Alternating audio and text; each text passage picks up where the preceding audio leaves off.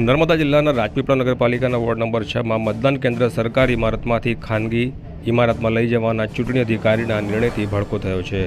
વર્ષોથી ward number 6નું મતદાન કેન્દ્ર સરકારી ઇમારત રાજેન્દ્ર હાઈસ્કૂલ મહાધ્વજને બદલીને ખાનગી મિલકત રાજપૂત સમાજની વાડીમાં લઈ જવા સામે આમ આદમી પાર્ટીના ઉમેદવારો અને હોદ્દેદારો દ્વારા સખત વાંધો ઉઠાવવામાં આવ્યો છે અને જો આમ થાય તો બૂથ કેપ્ચરિંગ થવાની સંભાવનાઓ પણ તેમણે વ્યક્ત કરી છે। હાલમાં સ્થાનિક ચૂંટણીના અત્યારે ગણતરીના દિવસો છે। 26 તારીખે મતદાન છે, ત્યારે રાજપીપળા શહેરમાં 1 થી 7 વોર્ડ છે અને 28 ઉમેદવારો તમામ પાર્ટીના અલગ અલગ ઊભા રહ્યા છે। ત્યારે 6ઠ્ઠા વોર્ડમાં આજે પ્રથમવાર આટલા વર્ષોથી જે મતદાન થતું હતું એ રાજેન્દ્ર સ્કૂલમાં થતું હતું, જ્યારે અત્યારે કોઈ પણ એક સમાજની વાડીમાં જે રજપૂત ફળિયાની વાડી છે એ વાડીમાં આ મતદાન કેન્દ્ર બનાવ્યા છે। ત્યાં આગળ 2 બૂથ આવે છે। આ 2 બૂથનું જે મતદાન છે એ 1967 છે।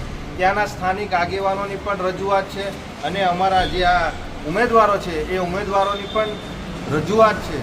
અમે જિલ્લા પ્રશાસનને, વહીવટી તંત્રને, ચૂંટણી અધિકારીને પણ કીધું છે કે જે પણ મતદાન મથક હોય છે એ મતદાન મથક સરકારી કેન્દ્રોમાં હોય છે, તો અહીંયા ગાડી આ કોઈ પણ એક સમાજની જે વાડી છે રજપૂત વાડી એમાં જ કેમ કરવામાં આવ્યું છે? ત્યાં સ્થાનિક લોકોનો પણ વિરોધ છે, અમારા ઉમેદવારોનો પણ વિરોધ છે। એટલે નર્મદા જિલ્લા જે ચૂંટણી અધિકારી છે, એસપી સાહેબ છે, અમારે વહીવટી તંત્રને કહેવું છે કે આ જે મતદાન મથક ફાળવવામાં આવ્યા છે, જે 2 બૂથો ફાળવવામાં આવે છે એને તાત્કાલિક ધોરણે રદ કરવામાં આવે।